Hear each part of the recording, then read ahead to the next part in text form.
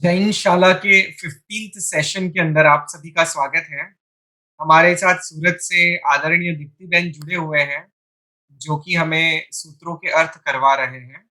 पिछली कक्षा के अंदर हमने जय वीआरआई सूत्र के बारे में जाना था और जय वीआरआई सूत्र में भगवान के पास जो 13 प्रार्थना की गई है, उसके बारे में डिटेल से जाना था।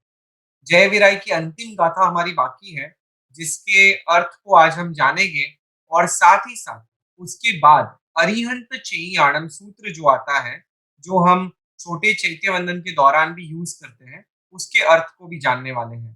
तो स्वागत करते हैं दीप्ति बहन का, जो कि सूरत से हमारे साथ जुड़े हैं। दीप्ति बहन, आपका स्वागत है जैन शाला के 15th सेशन के अंदर। प्रणाम। आज हम जय वीराय सूत्र की जो लास्ट गाथा बाकी है उसका अर्थ लेंगे। उसमें समाहि मरणम हमारी प्रार्थना चल रही थी। एक जैन शासन ही है जिसमें मरण की बात की है। बाकी सभी दर्शनों में, सभी अजैन शास्त्र में जीने की बात आती है। एक हमारा ही शासन समाधि मरण को मान रहा है, मांग रहा है। समाधि वो ही रख सकेंगे मरण के वक्त जिसने पूरे जीवन समाधान किया है। समाधि वो ही रख सकेगा जिसको जीव के साथ मैत्री है, प्रभु के साथ पर श्रद्धा है और अपने आत्मा की शुद्धि है, जो आत्मा का ही विचार करता है। हम हमारे कोई भी पूर्वज ले ले, महापुरुष ले ले, तो यदि गजसुकबाल है तो जिसके सर पे अंगारे रखे गए थे अपने ससुर ने ही रखे थे, फिर भी गजसुकबाल उस वक्त इतनी वेदना के बीच में भी यही सोचता है कि ये मेरे कर्म का फल है और मुझे तो मोक्ष में जाना है। जो चल रहा है वो शरीर है, मेरी आत्मा तो कभी ही चलती ही नहीं। तो ही गजसुकबाल वो ही भोग में मोक्ष में गए। इसलिए समाधि मरण उसको ही प्राप्त होगी जो जीवन भर समाधान करता है, सभी जीव के साथ मैत्री रखता है, राग भी नहीं और द्वेष भी नहीं। राग होगा तो क्या होगा, यदि हम अंतिम क्षण हमारी चल रही है, हमें जिस पे राग है वो व्यक्ति को हम मिलना चाहेंगे, लेकिन वो व्यक्ति हमारे पास पहुंच नहीं सकेगी, तो हम उसके ही विचार में एंड समय में अच्छी तरह मौत नहीं प्राप्त कर सकेंगे, यानी कि समाधि मरण हमारा नहीं होगा। इसलिए हमें किसी पे भी राग भी नहीं चाहिए, किसी पे द्वेष भी नहीं चाहिए। ये समाधि मरण की व्याख्या है। अब इसके बाद की प्रार्थना है वो ही लाभो, समाहि मरणम च वो ही लाभो। हमें जब समाधि रखनी आ गई तो हमें अवश्य सम्यक दर्शन प्राप्त होगा ही। यदि सम्यक दर्शन मिल गया है तो हमारा वो सम्यक दर्शन गाढ़ होगा, और नहीं मिला है तो हमें सम्यक दर्शन की प्राप्ति होगी, और सम्यक दर्शन ही हमारा मोक्ष निश्चित करता है। बिना दीक्षा लिए मोक्ष में जा सकते हैं, बिना तपस्या किए मोक्ष में जा सकते हैं, लेकिन बिना सम्यक्त्व हम मोक्ष का रिजर्वेशन नहीं करवा सकते। इसलिए ये प्रार्थना में आगे 13वीं प्रार्थना में हमने मांगा है कि हमें वो ही लाभ हो, यानी हमें सम्यक दर्शन की प्राप्ति हो। 13 प्रार्थना यहाँ हो गई। एक बार 13 प्रार्थना हम गिन लेते हैं। सबसे पहले भवनिभ्यो, यानी सुखरूप संसार से मुझे अब कंटाला आ जाए। भवनिभ्यो के बाद मग्नानुसार्या, यानी मुझ में मानवता के गुण आ जाए। इट्ठ फल सिद्धि, यानी मोक्ष ही चाहिए, लेकिन मोक्ष न मिले तब तक हम मुझे जो धर्म में बाधा हो, ऐसा कोई भी संसार चीज हो वो चाहिए, उसे इष्ट फल सिद्धि। फिर लोक विरुद्ध जाओ, शिष्ट पुरुष या लौकिक जगत में जिसे जिसके कारण हमें कोई बुरा समझे, ऐसा कार्य हमसे न हो। फिर गुरुजन पुआ में वडील, हमारे टीचर्स, माता पिता और जो हमारा सेठ है, मालिक है, वो उसकी सेवा, गुरुजन पुआ के बाद सुह गुरु जोगो, सदगुरु का योग, तव्वयण सेवना, उनके वचन की सेवा, फिर भवे भवे तुम चलनाणम, हर एक भव में आपका शासन, फिर दुख का क्षय, कम्मखो यानी कर्म का क्षय, फिर समाधि मरण, और इसके बाद मोही लाभो यानी सम्यक्त्व की प्राप्ति। संपज्जहु महये, मुझे प्राप्त हो, तुह नाह प्रणाम करणेन। हे नाथ, आपको प्रणाम करने से, आपको वंदन करने से मुझे ये 13 चीज प्राप्त हो। फिर लास्ट गाथा है, सर्व मंगल मांगल्य, हमारे जो भी मंगल है, यानी हम कहीं जाते हैं तो सुकन देख के जाते हैं, गुड़ खा के जाते हैं, दही खा के जाते हैं, वो सब मंगल है। लेकिन ये परमात्मा का वंदन, परमात्मा की पूजा, वो हमारा श्रेष्ठ मंगल है। सर्व कल्याण कारण, सभी तरह का हमारा कल्याण हो, उसमें कारण रूप परमात्मा ही है। प्रधानम सर्व धर्माणा, सभी धर्मों में प्रधान यानी कि श्रेष्ठ हमारा धर्म ही है। जैनम जयति शासनम, ऐसा जिन शासन, जय पामो यानी कि जय हो जिन शासन का। हमारा जय विरय सूत्र खत्म हो गया। आज हम अरिहंत चैयाणम का अर्थ अब स्टार्ट कर रहे हैं। अरिहंत चैयाणम का दूसरा नाम है चैत्य स्तव। यहाँ चैत्य का अर्थ प्रतिमा जी लेना है। चैत्य का अर्थ मैंने आगे भी बताया था। चैत्य का अर्थ अलग अलग होता है। परमात्मा भी होता है, परमात्मा के जो पाद होते हैं यानी चरण पादुका, वो भी होता है। देरासर भी होता है। दर्शन यानी कि देरासर की कोई भी चीज को भी हम चैत्य बोल सकते हैं, शिखर को भी बोल सकते हैं। लेकिन यहाँ अरिहंत चैयाणम यानी यहाँ चैत्य का अर्थ प्रतिमा लेना है। इसका नाम है चैत्य स्तव, यानी हम जो देरासर में बैठे हैं, वहां जो अरिहंत परमात्मा की प्रतिमा है, उसका हम स्तवन कर रहे हैं, यानी कि भक्ति कर रहे हैं। हमने आगे नमुत्थुणम का अर्थ लिया था सक्र स्तव, लोगस का दूसरा नाम था नामस्तव। हमारे यहाँ 5 स्तव वाले सूत्र आते हैं और ये तीसरा है। अरिहंत चैयाणम का नाम है चैत्य स्तव।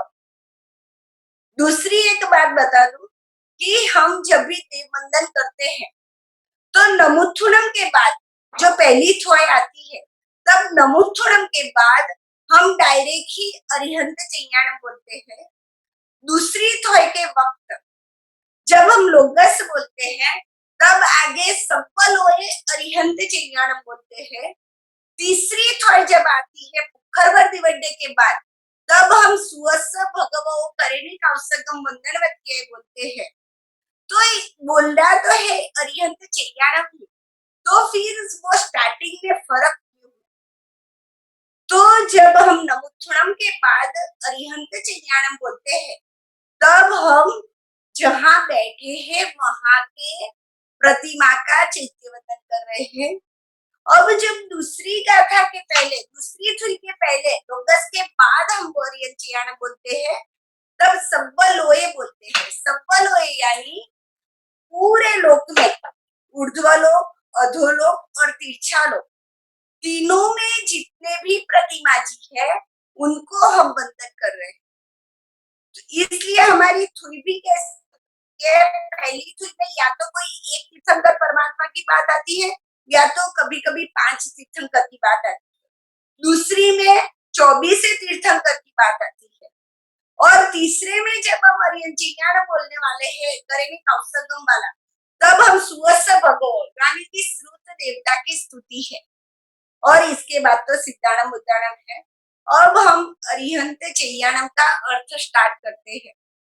अरिहंत चैयाणम, अरिहंत परमात्मा की प्रतिमा को हम यहाँ क्या क्या कर रहे हैं, तो तो हमारे यहाँ 3 शब्द ज्यादा आते हैं कि किसी को आदर देना चाहिए, किसी को बहुमान देना चाहिए और किसी के प्रति अहोभाव होना चाहिए। यानी आदर भाव, बहुमान भाव और अहोभाव। 3 है किसी भी गुण को याद करने के लिए। तो आदर हम किसको देंगे कि जो व्यक्ति मानवता में महान है, उसे हम आदर देते हैं। बहुमान हम किसका करेंगे?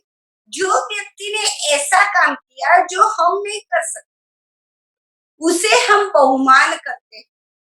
और अहोभाव किसे कहते हैं?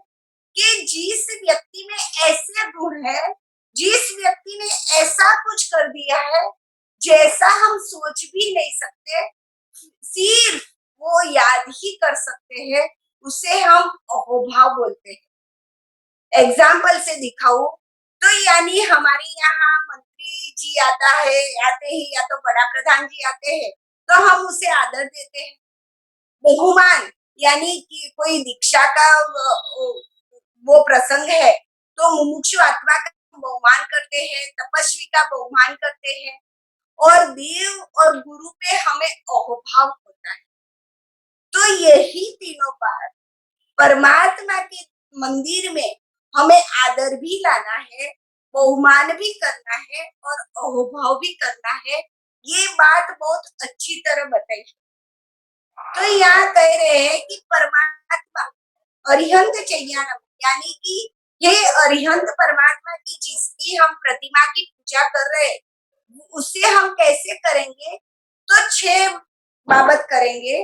वंदनवतियाए, कुवणवतियाए, सत्कारवतियाए, सम्मानवतियाए, मोहिलाभवतियाए और निरुवशकवतियाए। तो हम वो अरिहंत परमात्मा की वंदन करते हैं और पूजा करते हैं। वंदन यानी हम जाते हैं तब नमो चिराणम बोलते हैं।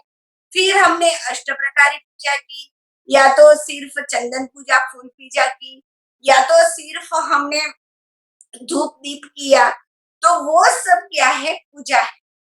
तो वंदन और पूजा दो आदर है। हमने परमात्मा को देख के बस ऐसा है होता है, कुछ करना है, परमात्मा ने ऐसा कुछ किया है तो हमें परमात्मा पर आदर भाव होता है, तो हम वंदन और पूजा करते हैं। फिर अभी आगे चल के परमात्मा पे हमें बहुमान भाव होता है कि परमात्मा आपने इतना अच्छा किया, शासन की स्थापना की, आपने पूरा जो भी 3 लोग थे वो दिखाए, मोक्ष में जाने का रास्ता दिखाया। तो सत्कारवतिया है, सम्मानवतिया, यानी सत्कार करना और सम्मान करना। सत्कार यानी हम जो आभूषण पूजा वगैरह करते हैं अष्ट प्रकार के बाद, और सम्मान यानी भाव पूजा हमारी चैत्य वंदन आदि। तो अरिहंत परमात्मा की पहले हमने वंदन किया और पूजा की, यानी नमस्कार किया और पूजा की। फिर हमने सत्कार किया और सम्मान किया, ये बहुमान भाव। और क्यों किया? तो अहोभाव के कारण, क्योंकि परमात्मा ने ऐसी चीज हमें दी है, मोहिलाभवतिया है, निरुपशक्तवतिया है। क्योंकि परमात्मा हमें सम्यक दर्शन देने वाले हैं और हमें मोक्ष देने वाले हैं।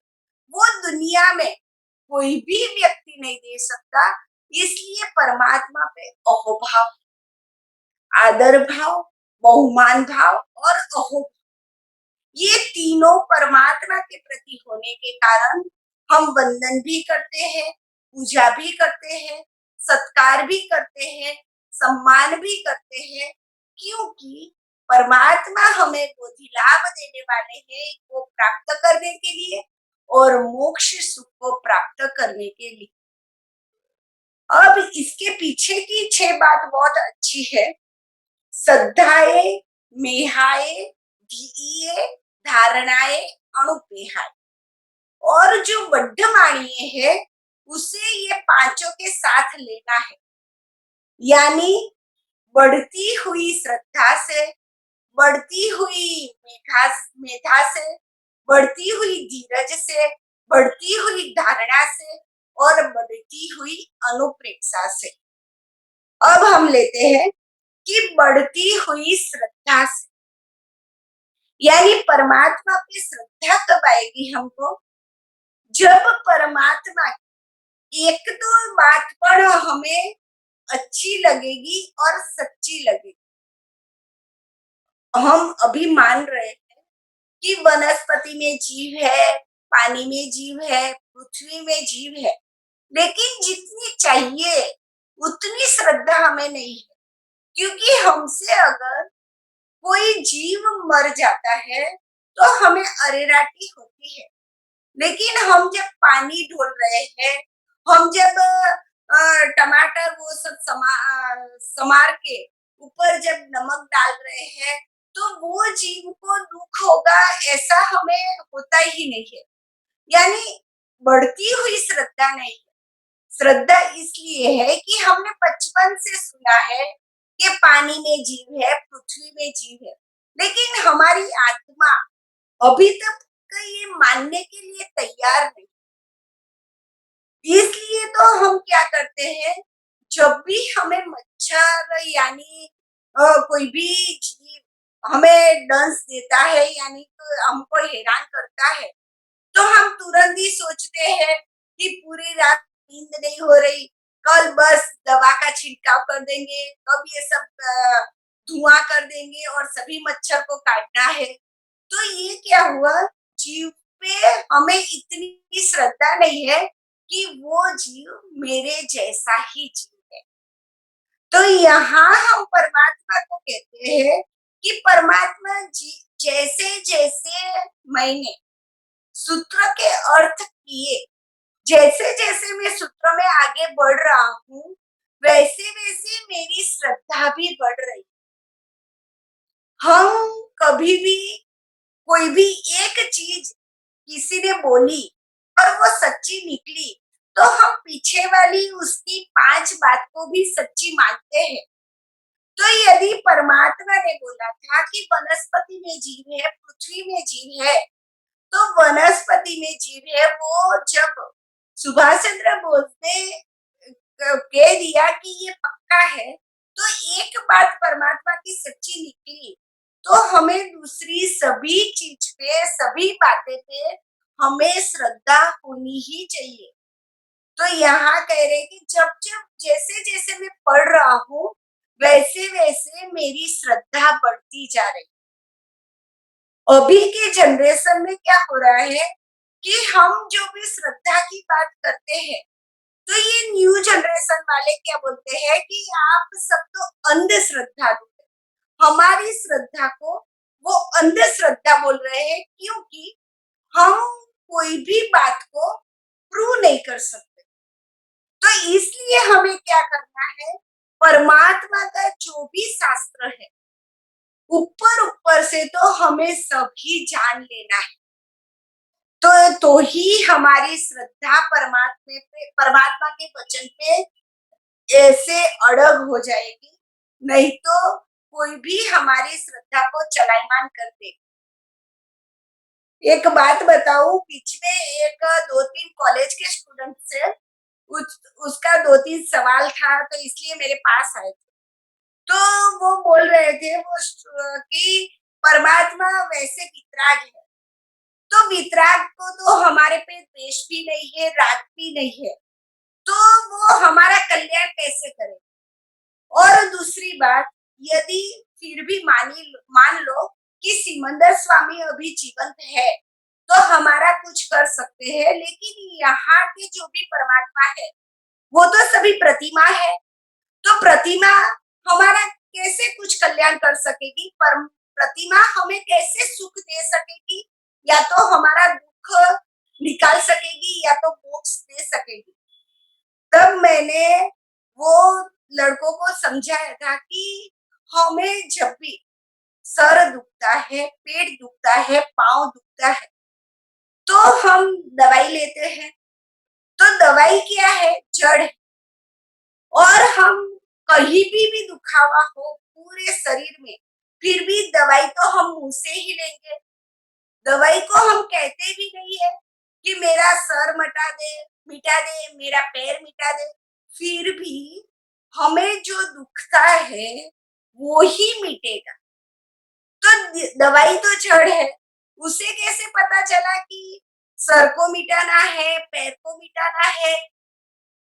तो बस वैसे ही जब जड़ और चेतन दो चीज साथ में मिलती है, जैसे दवाई और हमारा आत्मा यानी जीव यानी शरीर, दो चीज चीज साथ में मिलती है, तो जड़ भी अपना प्रभाव दिखा सकती है। वैसे ही मैंने बोला मैं तो परमात्मा को प्रतिमा मानती ही नहीं हूँ, वो परमात्मा ही है। फिर भी आप लोग प्रतिमा मान रहे हैं यानी कि जड़ मान रहे हैं, तो तुम तो चेतन हो, तो चेतन और जड़ दोनों साथ में होंगे तो अवश्य दवाई की तरह हमारे में भी परिवर्तन आएगा ही।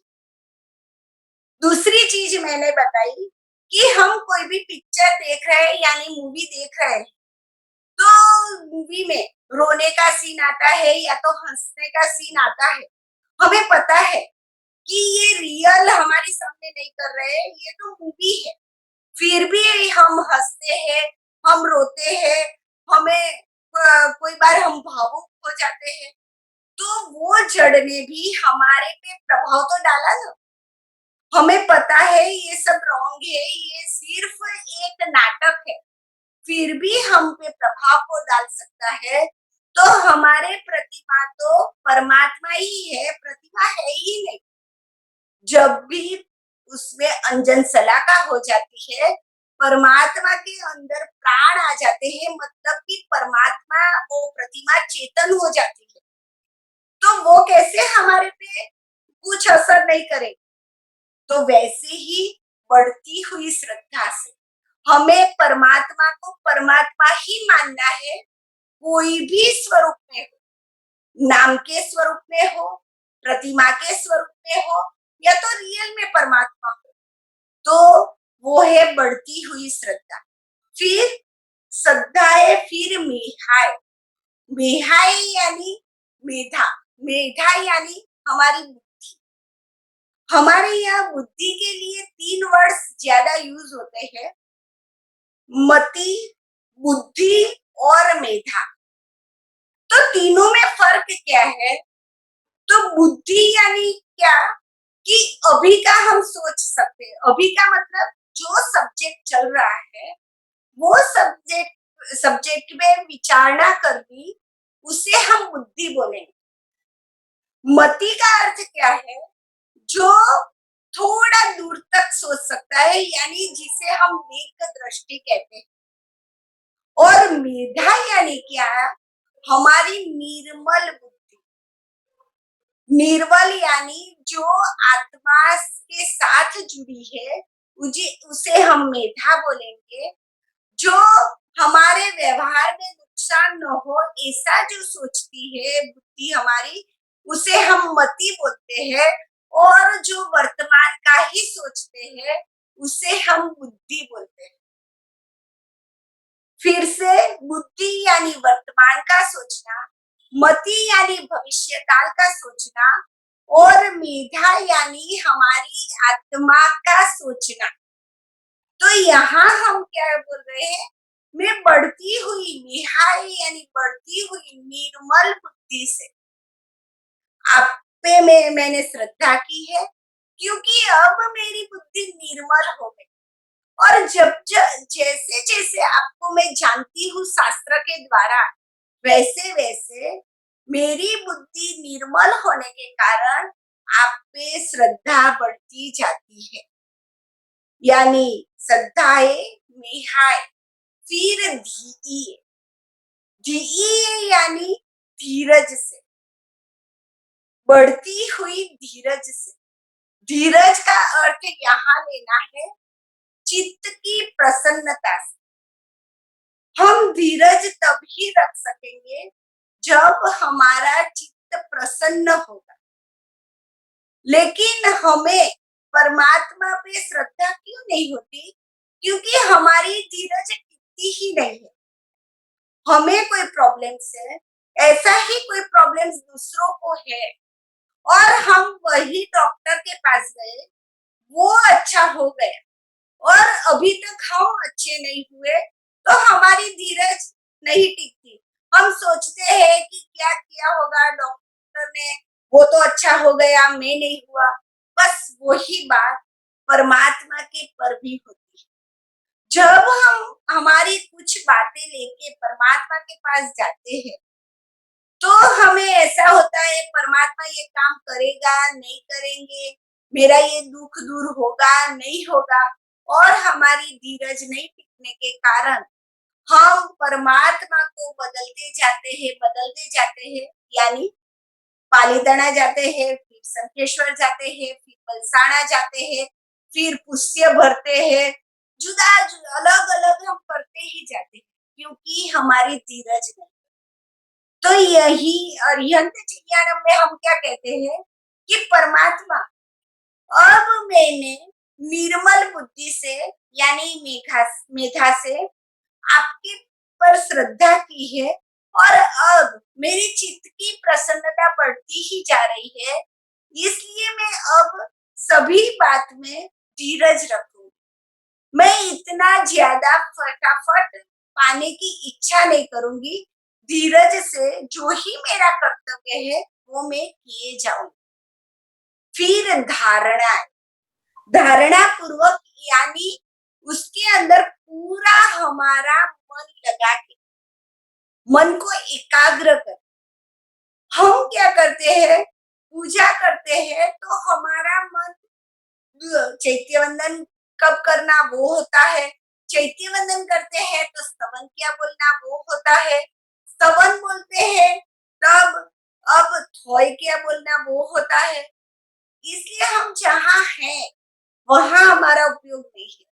तो यहाँ हम परमात्मा को कहते हैं कि मैंने जो भी वंदन पूजा सत्कार सम्मान जो भी आपका किया वो बढ़ती हुई श्रद्धा से किया, निर्मल बुद्धि से किया, धीरज रख के किया और पूरा मन आप में एकाग्र करके किया, यानी कि बढ़ती हुई धारणा से।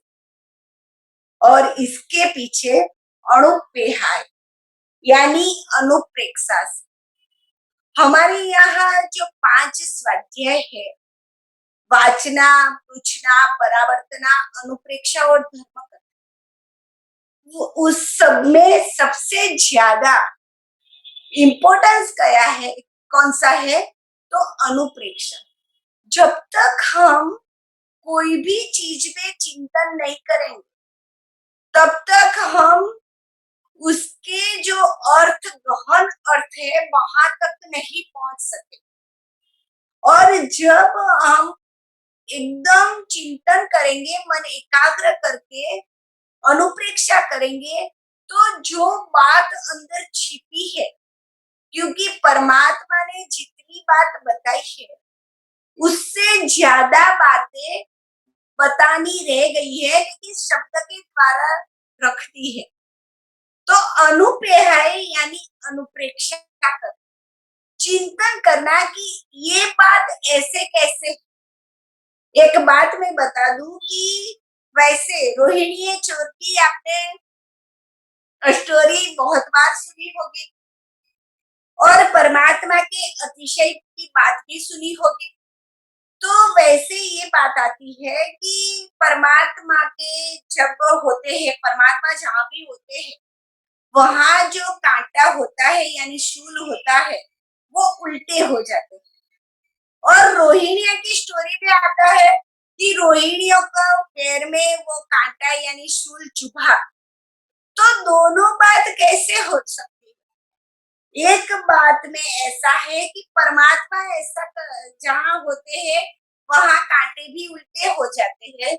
दूसरी बात है कि रोहिणी चोर को वो कांटा लगा, लेकिन हमने कभी भी अनुप्रेक्षा की ही नहीं कि दोनों ऑपोजिट बात कैसे शास्त्र में आ सकती है। तो वहां जब हम अनुप्रेक्षा करते हैं, जब हम चिंतन करते हैं, तब पता चलता है कि परमात्मा की दो तरह की कृपा होती है। थोड़ा शब्द शास्त्र के है तो हार्ड पड़ेगा, लेकिन एक बार ये शब्द सुन लेंगे तो कहाँ भी ये शब्द आएगा तो बहुत मजा आएगी उसके ऊपर चिंतन करने की। परमात्मा की दो तरह की कृपा होती है, अनुग्रह कृपा और निग्रह कृपा। अनुग्रह कृपा यानी परमात्मा हमको, वो बोलते हैं ना, प्यार करते करते हमें आगे बढ़ाते हैं, उसे अनुग्रह कृपा कृपा कहते हैं। लेकिन जब हम प्यार से नहीं मानते तो परमात्मा निग्रह कृपा करते हैं, यानी कि शिक्षा देते हैं। तो वैसे रोहिणिया को प्यार से समझाने का वक्त तो आने वाला ही नहीं था, क्योंकि उनके पिता ने ही रोहिणी को लास्ट मरने के समय रोहिणी से वचन लिया था कि तू कभी भी महावीर की बात नहीं सुनना।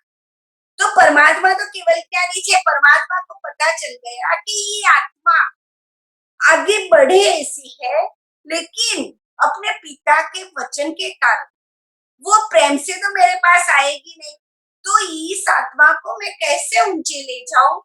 तो तभी वो जो कांटा था वो उल्टा ही होने वाला था, लेकिन परमात्मा ने निग्रह कृपा की, आटा कांटे को सीधा रखा और रोहिणियों को वो कांटे निकालते वक्त तीन लाइन, तीन शब्द सुनाई दे गए और वो तीन शब्द से रोहिणिया का कल्याण हो गया।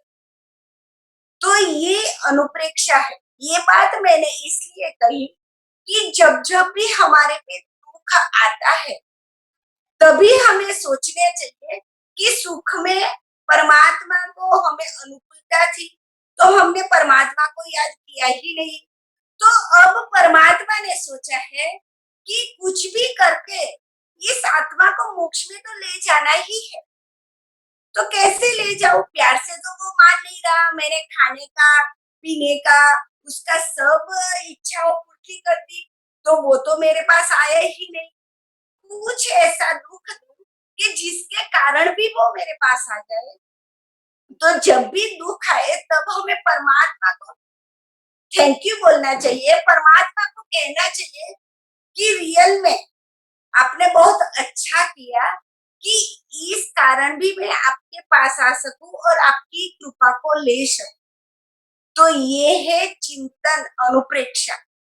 हमारी हर एक स्टोरी में बहुत अच्छी तरह अनुप्रेक्षा होती है। इलायची कुमार की हो, गस्सु कुमार की हो, रोहिणी चोर की हो, सीता की हो, कोई भी हो, सभी में परमात्मा ने इतना सारा अंदर रखा है, सब आत्मा की सभी बातें, कि जब हम सोचे तब लगे।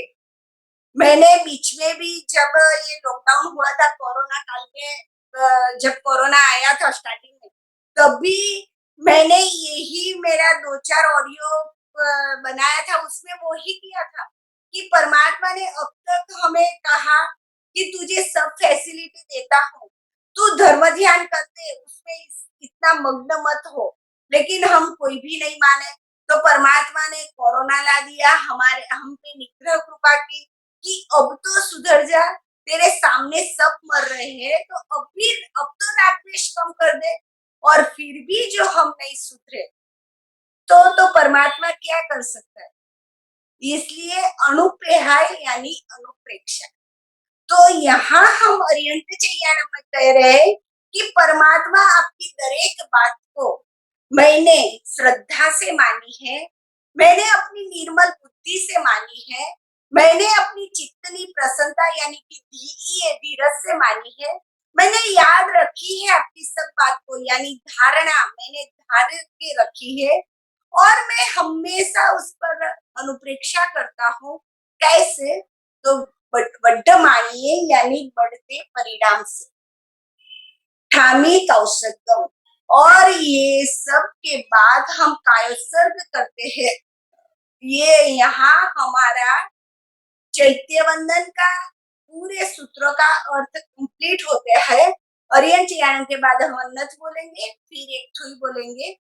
तो कोई भी सवाल हो तो आप पूछ सकते हैं। चैत्य वंदन का अर्थ सूत्र का सभी कंप्लीट हो गया। Thank you so much Deepti बहन।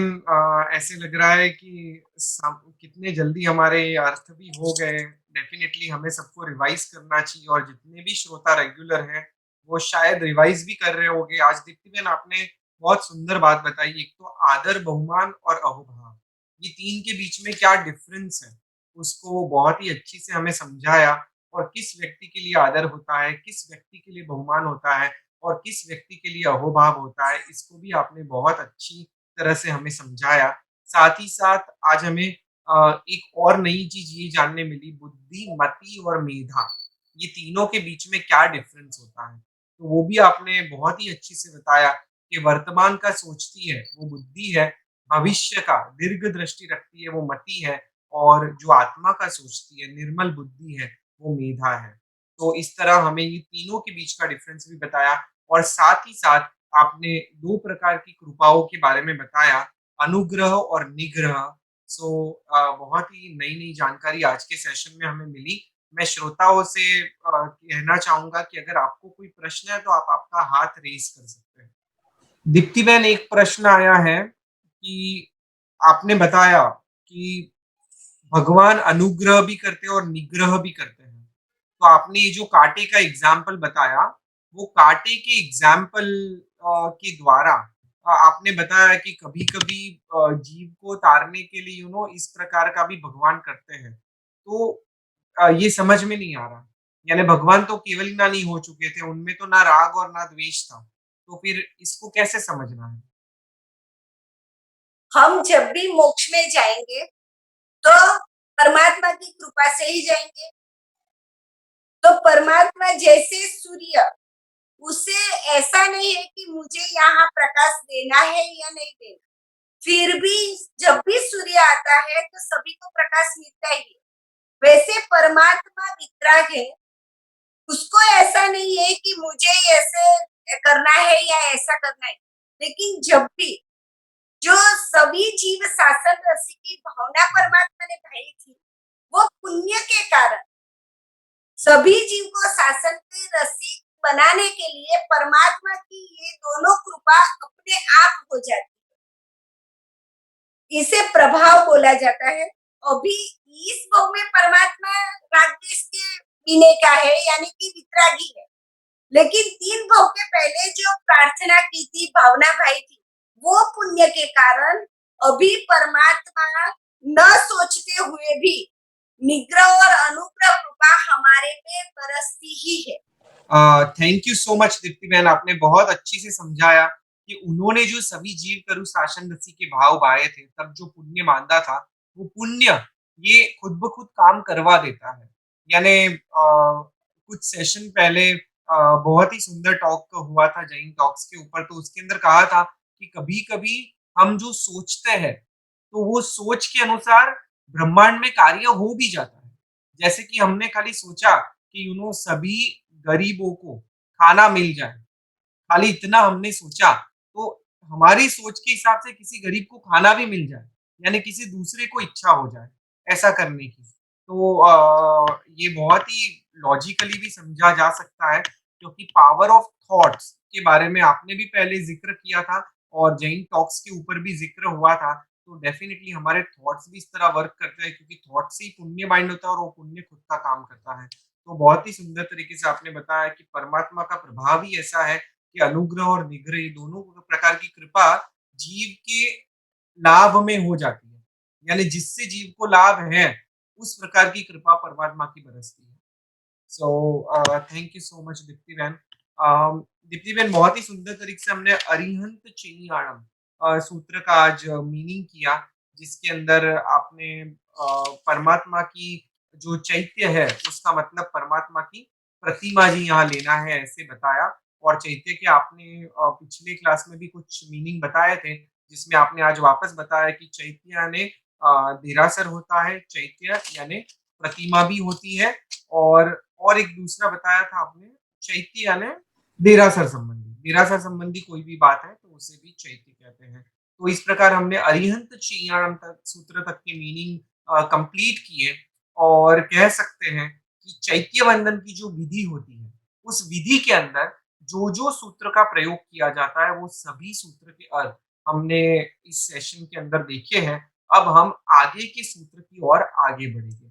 सो आगे हमारा जो सूत्र आता है, आज हमारे पास थोड़ा समय है, सो किसी को भी कोई प्रश्न है तो आप हैंड रेज़ कर सकते हो, नहीं तो आगे का जो सूत्र है, कल्याण कंदम सूत्र, उसका मीनिंग हम करेंगे और इस श्रृंखला में आगे बढ़ेंगे। अब कल्याण कंदम वो उसे स्तुति बोला जाता है। तो कल्याण कंदम में कोई भी जो पहली थॉय होती है, उसमें हम एक तीर्थंकर या तो 5 तीर्थंकर की बात करते हैं।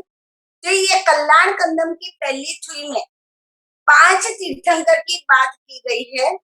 तो उसमें सबसे पहले किया गया है कल्याण कंदम पढ़मम जिनिंदम, यानी कल्याण के कंद यानी मूल के समान हमारे प्रथम तीर्थंकर है।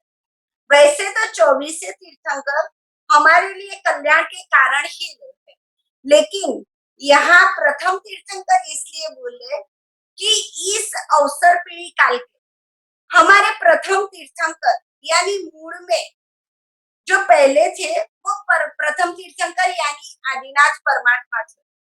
क्योंकि 20 कोड़ा कोड़ी का जो पूरा हमारा कालचक्र होता है, तो उसमें 18.5 तो कोड़ा कोड़ी तब तो धर्म होता ही नहीं। जब भी हमारे पहले तीर्थंकर आते हैं, तब धर्म की शुरुआत होती है और वो शुरुआत 24 तीर्थंकर तक चलती है। फिर धर्म का विच्छेद होता है, फिर पहले तीर्थंकर आते हैं, तब ये धर्म स्टार्ट होता है। तो ऐसे 18.5 कोड़ा कोड़ी तक भरत और ऐरावत क्षेत्र में धर्म नहीं होता। तो हमारे इस अवसर पीढ़ी के मूल में यानी कि रूट्स में कौन थे? कल्याण, क्योंकि धर्म है तो ही हमारा कल्याण है। तो हमारा कल्याण करने के जो मेन थे वो प्रथम तीर्थंकर है, यानी कल्याण कंदम पढ़मम जिनिंदम, कल्याण के कंद समान हमारे प्रथम तीर्थंकर। फिर संतिम तो नेमी जिनम मुनिंदम, शांतिनाथ और नेमिनाथ तीर्थंकर। वैसे तो ये ऐसा कुछ नहीं है कि वो ही भगवान का क्यों नाम लिया, लेकिन एक हमारे में ऐसे है कि पहले तो हम याद करते हैं, फिर सभी जीव को जब तक यहाँ जीवन है वहां तक शांति तो चाहिए, इसलिए शांतिनाथ परमात्मा को याद किया। फिर पांचों इंद्रियों के विषय जो है हमारे, इसके कारण वो विषय में आसक्त होने के कारण हम अब्रह्म में जाते हैं। अब्रह्म यानी मैंने आगे भी किया कहा था, चौथे व्रत के संबंध में नहीं लेने का, पांचों पांच इंद्रिय के संबंध में लेना है। और ब्रह्म यानी आत्मा, हमारी आत्मा में से हम बाहर कब जाते हैं? जब हम इंद्रियों के गुलाम होते हैं। तो नेमिनाथ परमात्मा ब्रह्मचर्य में सबसे मेन माने जाते हैं, तो इसलिए नेमिनाथ परमात्मा को लिया। फिर पार्श्वनाथ परमात्मा उपसर्गों और हमारे जो भी विघ्नों को नाश करने वाले हैं, क्योंकि पार्श्वनाथ परमात्मा का आदेय नामकर्म बहुत अच्छा था, इसलिए पार्श्वनाथ परमात्मा को लिया। और महावीर स्वामी के शासन में तो हम है ही, तो जिसके शासन में है उसको भी याद करना चाहिए, इसलिए यहाँ 5 तीर्थंकर लिए गए हैं। तो कल्याण कंदम पड़वम जिनम, फिर संतिम तो नैमी जिनम मुनिंदम यानी शांतिनाथ, और नेमिनाथ परमात्मा जो नेमी जिनम मुनिंदम यानी मुनिंद्रों के, यानी जो हमारे साधुगण है उसमें इंद्र के समान जो है वो नेमिनाथ परमात्मा। फिर पासम पयासम सुगुणित कठाण, हमारे जो 3 भुवन है उसमें प्रकाश करने वाले पार्श्वनाथ परमात्मा है, क्योंकि पार्श्वनाथ परमात्मा की जो शंखेश्वर में प्रतिमा है वो तीनों लोक में पूजी हुई है, तीनों लोक में वो प्रतिमा जी रह के आई है, इसलिए पासम पयासम सुगुणित कठाणम और भक्ति ई वंदे सिरि वर्धमानम, भक्ति भाव से भक्ति पूर्वक वर्धमान स्वामी को नमस्कार करते हैं। इसलिए 5 तीर्थंकर को यहाँ याद किया। दूसरी थोड़ी हमारी 24 तीर्थंकरों की आती है, इसलिए दूसरी में अब क्या बता रहे हैं, अपार संसार समुद्र पार। जो जो जो हमारा संसार है, संसार रूप समुद्र है, उसका कभी भी कहाँ भी किनारा नहीं है। फिर भी ये तीर्थंकर परमात्मा ने वो समुद्र को तो पार किया और हमें वो मार्ग भी बताया। इसलिए क्या बोला गया कि अपार संसार, संसार समुद्र का जहां भी किनारा नहीं है, फिर भी उसे पार किया। अपार संसार समुद्र पारम, पत्ता शिवम किंतु सुई कसार। दूसरी लाइन का अर्थ ये, पत्ता शिवम यानी जिस जो पहुंच गए हैं शिवम यानी मोक्ष में, किंतु सुई कसारम वो पवित्र स्थान मुझे भी। फिर से बोल दो, पहली लाइन का अर्थ ये, अपार संसार समुद्र पारम, जिसका कोई किनारा नहीं है वैसा संसार समुद्र को पार किया। पत्ता शिवम, तो समुद्र पार करके कहाँ पहुंचे, तो शिवम पत्ता यानी पहुंचे, शिवम यानी मोक्ष में, किंतु सुई कसार मुझे भी वो पवित्र स्थान किंतु यानी दो। वो तीर्थंकर परमात्मा कैसे है, तो यहाँ कहते हैं सभ्य जीविंदा, सभी तीर्थंकर परमात्मा सुरविंद वंदा, सभी देवताओं के समूह से वंदन किए हुए हैं, यानी सभी देवताओं तीर्थंकर परमात्मा को वंदन करते हैं। कल्याण वल्लीन विशाल कंदा, क्यों कि कल्याण रूप जो वेल है उसका कल्याण वल्लीन विशाल कंदा, कल्याण रूप वेल का जो विशाल मूल समान, परमात्मा के चरणों में एक बार चले जाने वाले आत्मा को कल्याण ही होता है, क्योंकि परमात्मा कल्याण के वेल के मूल समान है। अब जो तीसरी गाथा है, तीसरी गाथा श्रुत ज्ञान की होती है, तो यहाँ हमारा श्रुत ज्ञान यानी कि हमारा शास्त्र कैसा है वो सब बता रहे हैं। निवाण मग्गे वरजाण कप्पम, मोक्ष मार्ग में जिसको भी जाना है, निवाण मग्गे यानी मोक्ष मार्ग में जिसको भी जाना है, वरजाण कप्पम यानी उसमें जाने के लिए श्रेष्ठ रथ समान क्या है, तो हमारे शास्त्र है। क्योंकि मोक्ष मार्ग में कैसे जाना वो तो शास्त्र के बिना हम जान ही नहीं सकते, क्योंकि हमें ज्ञान तो होना चाहिए, जो भी रास्ते में हमें चलना है तो उसका ज्ञान नहीं होगा तो हम कैसे चलेंगे। तो निर्वाण मग्गे यानी निर्वाण रूप मार्ग पे, मोक्ष मार्ग पे जाने के लिए वर यानी श्रेष्ठ, जाण कप्पम यानी रथ समान है हमारा शास्त्र। पणा सिया से सकुवाई दत्तम, सभी जो कुवादी थे, कुवादी यानी जैन धर्म के सामने जो भी लड़ने के लिए आए थे, वो सभी के गर्व को हमारे शास्त्र ने शांत कर दिया। एक बात आती है कि पहले ऐसा था कि जो भी राजा होते थे, वो राजा जो भी धर्म का पालन करे वो धर्म पूरे राज्य में चलता था। जब हमारा जैन धर्म था तब बौद्ध धर्म और शिव धर्म वो भी तब चल रहा था, लेकिन राजा तीन में से जो धर्म को माने वो ही प्रजा मानती थी। तो एक बार ऐसा हुआ कि राजा शिव धर्मी था और ज्यादातर जो भी राजा के मंत्री होते थे वो जैन होते थे, और जैन होने के कारण राजा मंत्री को बहुत मानता था। तो धीमे धीमे राजा जैन की बात भी मानने लगा, यानी कि जैन धर्म, वैसे वो शिव धर्म, लेकिन जैन धर्म भी उसे अच्छा लगने लगा।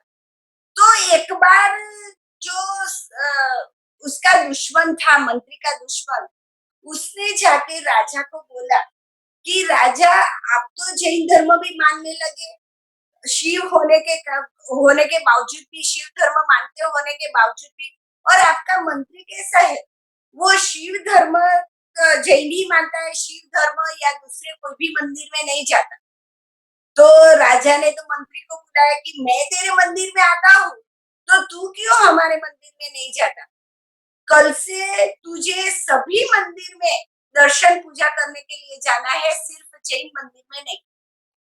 तो दूसरे दिन वो मंत्री सभी मंदिर में जाता है, लेकिन जब जैन देरासर में आता है तो शांति से पूजा करता है और दूसरी सभी जगह से जल्दी निकल जाता है।